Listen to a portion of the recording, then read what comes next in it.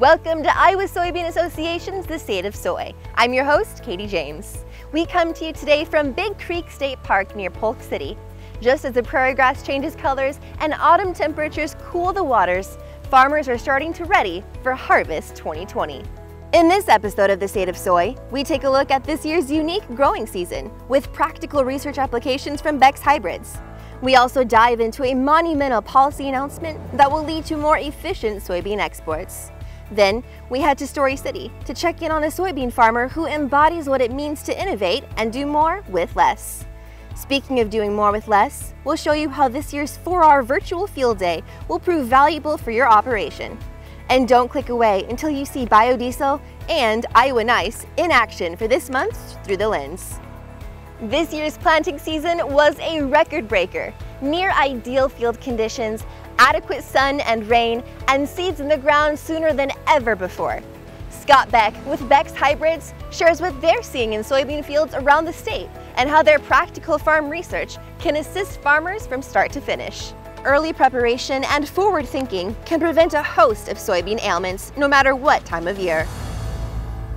You know, one of the things that we do as a seed company is we provide as many tools in the toolbox to help that soybean stand get established as quickly and as uniformly as possible.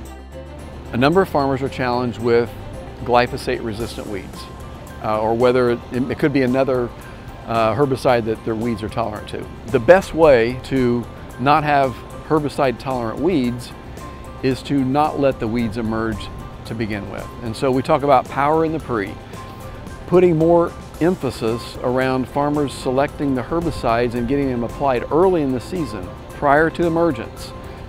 That keeps weeds from even having the opportunity to get resistance. When we look at the platforms that farmers have to choose from in terms of the trait platforms, the highest yielding platform over the last few years has been the Extend system with the Roundup Ready trait. Coming this next year is that same Extend platform with the addition of Liberty Tolerance, and that's called Extend Flex.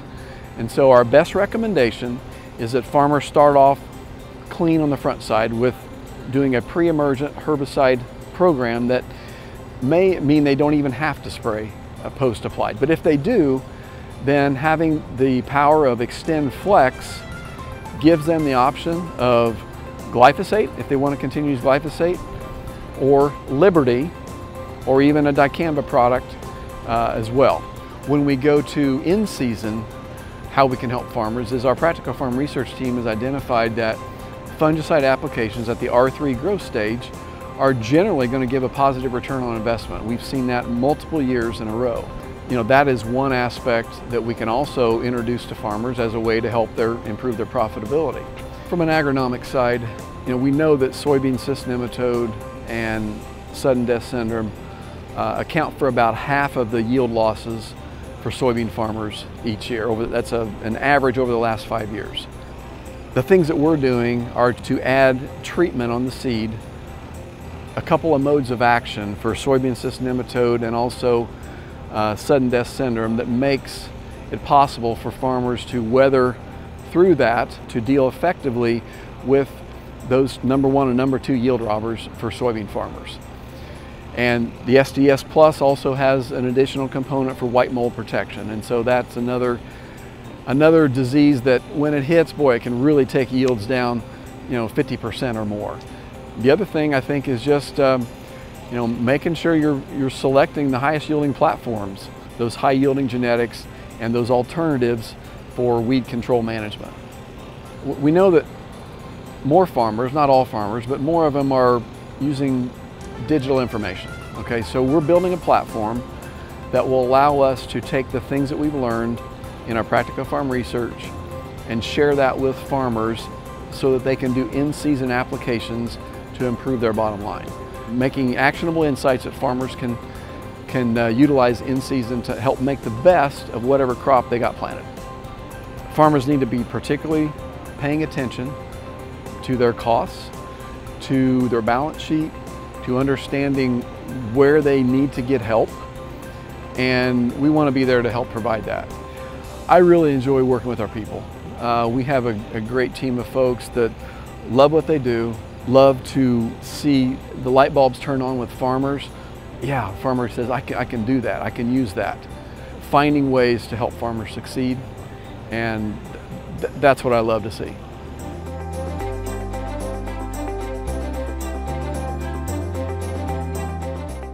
Coming up next on the State of Soy, we hear from the Soy Transportation Coalition on a long-time need coming to fruition.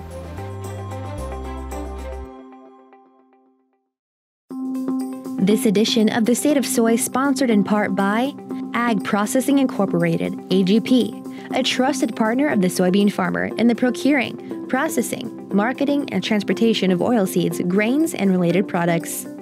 Farm Credit Services of America, dedicated to financing agriculture.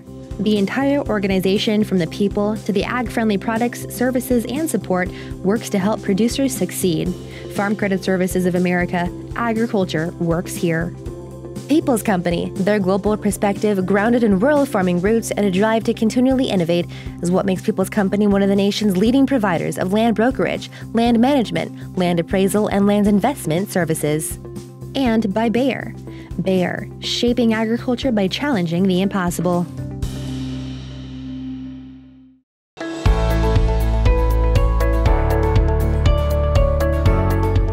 It pays to stay persistent. For soybean farmers and ag policy advocates, that persistence paid off this summer in the form of a more efficient supply chain.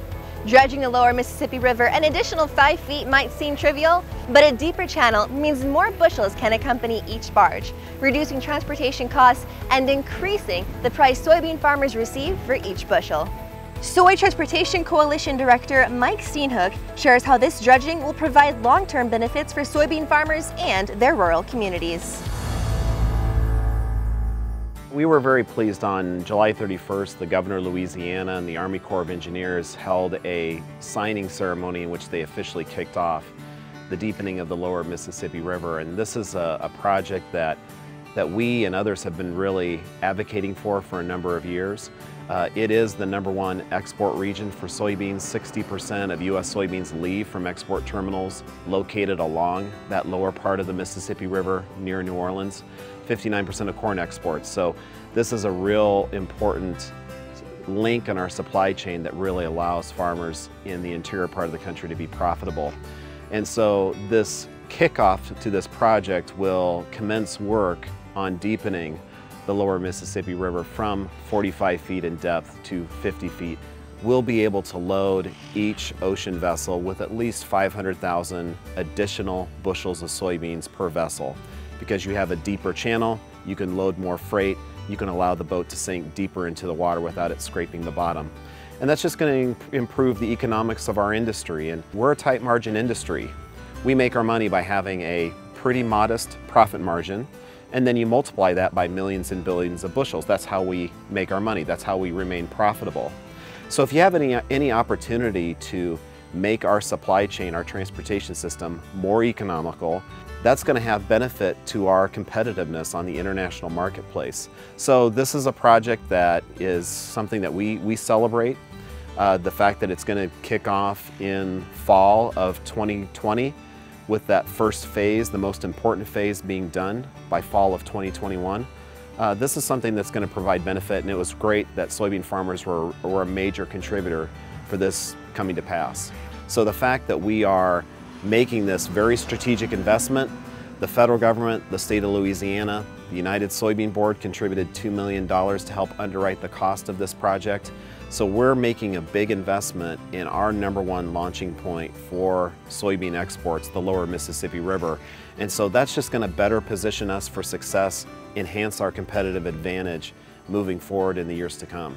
You know, one of the things that we've been pleased with the Trump administration is that he has emphasized the need to invest in our infrastructure, specifically the inland waterway system. This particular project, deepening the lower Mississippi River, in addition to benefiting agriculture, it's the #1 port region in the United States in terms of volume handled or transported. So there's a lot of other commodities and products that rely on that, key link in our global supply chain. There's no reason why an Iowa soybean farmer should be an international entrepreneur, given how far they are from our coastal areas.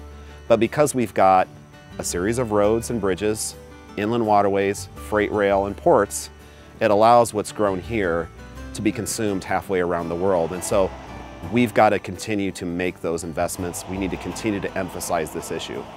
While farmers are numerically a diminishing constituency in the United States, they're still a constituency with a lot of potency and a lot of credibility. When farmers get involved in an issue, that issue increases in importance. It becomes more of a priority with the individual states, the Iowa Soybean Association and the 12 other states that are a part of the Soy Transportation Coalition, the American Soybean Association, the United Soybean Board. Really emphasizing the collaborative approach, I think, has been part of the secret to our success. You know, one of the things that I truly believe is that we projects are always more successful than me projects. And we've really promoted that approach, that collaborative approach. We think it's yielding results.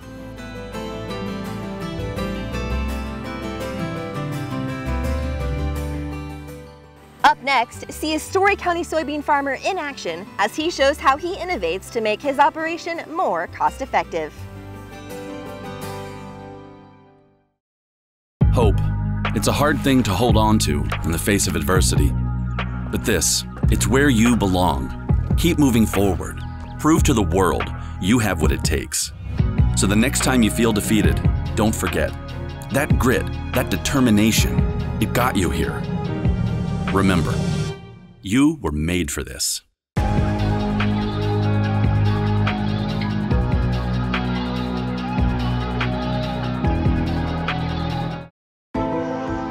Progress is a human invention. We look at our world and we imagine how to make it better. That's the power of human ingenuity. We can redefine what's possible. At Bear, we're shaping the future of agriculture, like farms where all life grows together. It's not impossible, it's progress.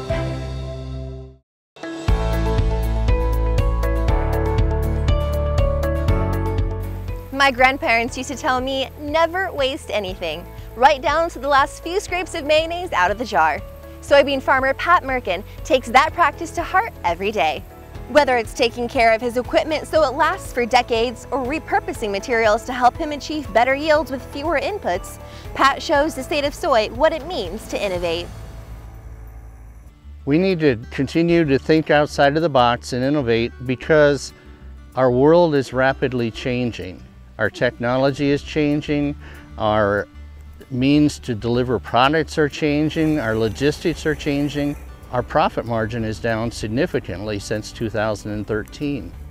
So we have to come up with the ideas and we have to institute the ideas so that we can make a low-cost product that is acceptable worldwide. The smallest farmer in Story County, who is me, cannot afford to buy anything new. So I buy a lot of parts, I recycle, I repurpose, and I innovate wherever possible to reduce cost. My grandfather, when he retired from farming, gave me a 1931 cultipacker. Originally, it was pulled by a team of 4 horses.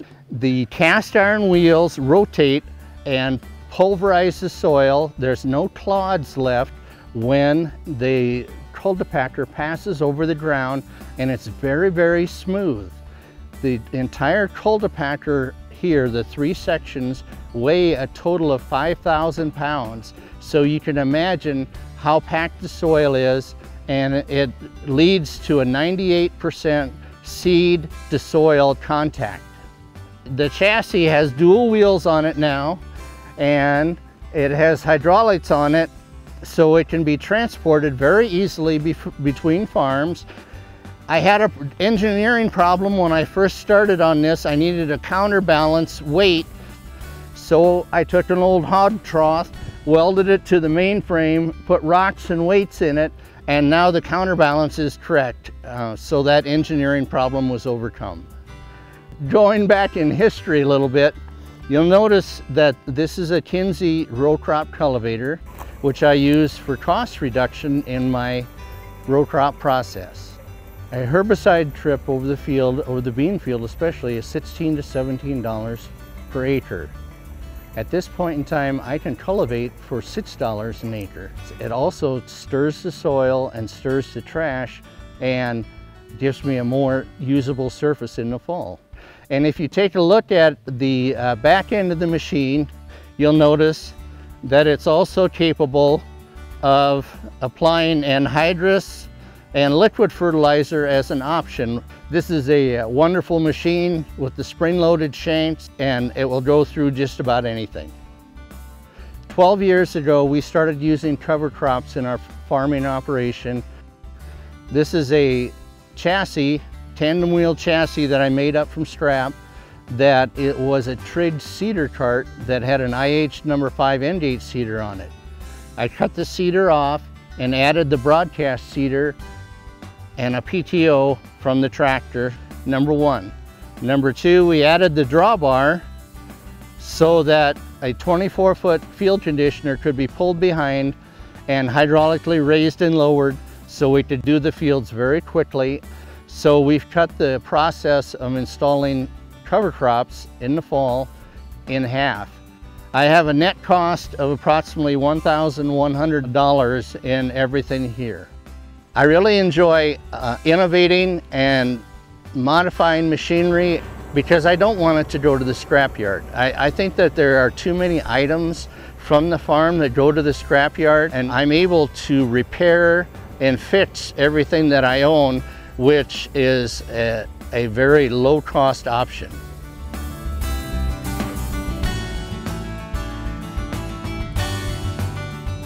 Are your nutrient applications giving you the most bang for your buck?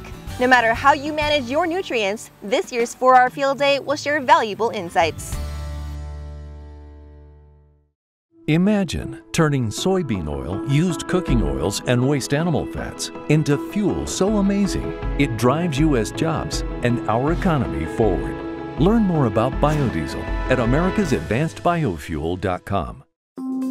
This edition of the State of Soy sponsored in part by Ag Processing Incorporated, AGP, a trusted partner of the soybean farmer in the procuring, processing, marketing, and transportation of oilseeds, grains, and related products. Farm Credit Services of America, dedicated to financing agriculture. The entire organization, from the people to the ag-friendly products, services, and support, works to help producers succeed. Farm Credit Services of America, agriculture works here. People's Company, their global perspective grounded in rural farming roots and a drive to continually innovate is what makes People's Company one of the nation's leading providers of land brokerage, land management, land appraisal, and land investment services. And by Bayer. Bayer, shaping agriculture by challenging the impossible.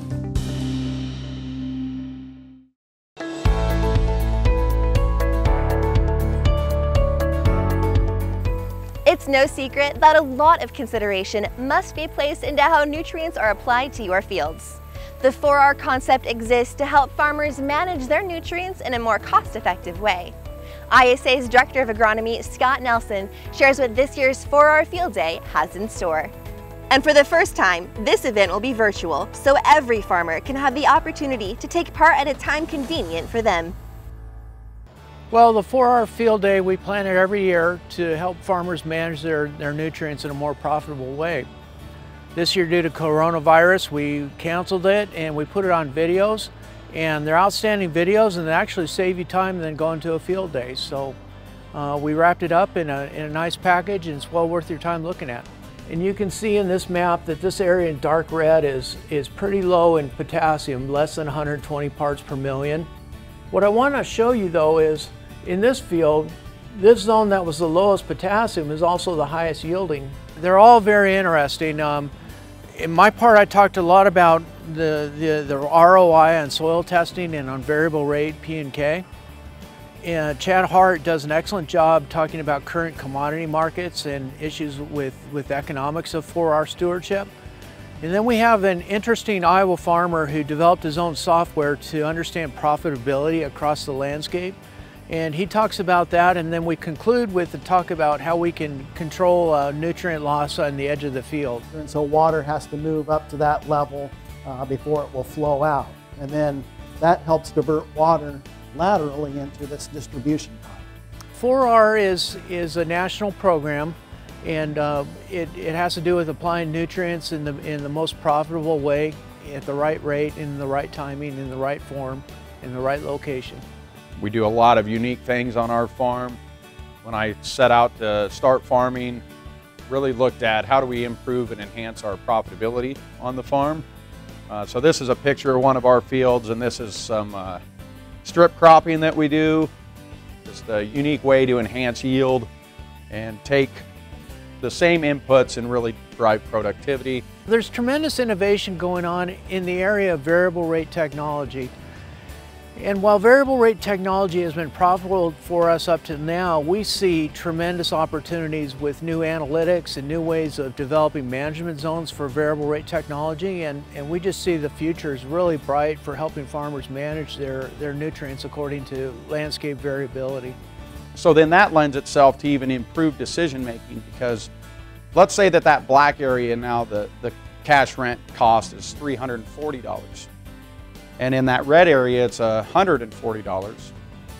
Well, how would that influence your decision making? We're passionate about management zones because it can lead to profitability and better stewardship about nutrients and seeding rates and all that.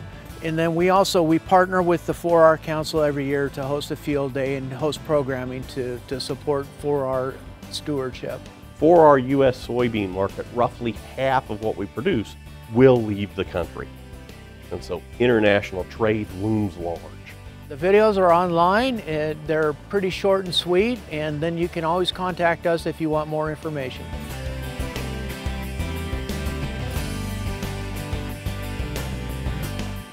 Coming up next, we go through the lens to see Iowans helping Iowans impacted by last month's derecho.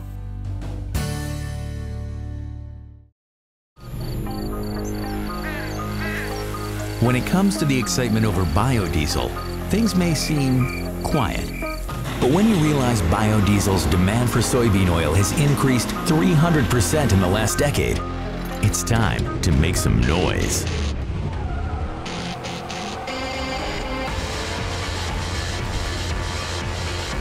Today, our customers have set aggressive goals to use billions more gallons of biodiesel in the next decade. That's billions with a B. Thanks to customers from Los Angeles to New York and everywhere in between, biodiesel's markets for your soybean oil continue to grow. Add in our work trailblazing soy sustainability story, and we're riding some serious momentum. So really, the good news isn't that we're at 300%. It's that we're just getting warmed up.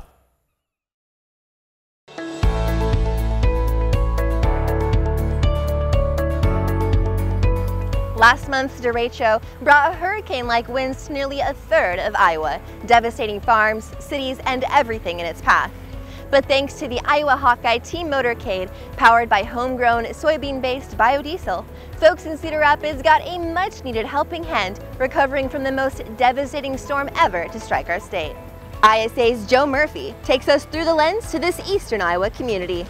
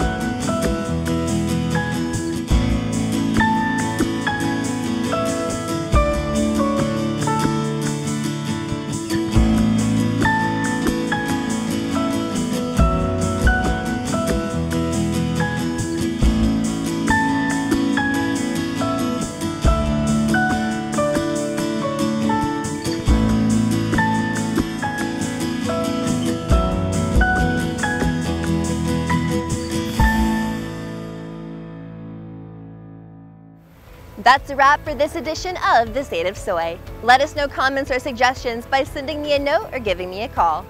We wish everyone a safe and bountiful harvest season. And don't forget to reach out to ISA for agronomy and conservation tips, accurate and timely information related to the soybean industry, or just to speak with helping hands who want to see you succeed. I'm Katie James, and we'll see you next month on The State of Soy.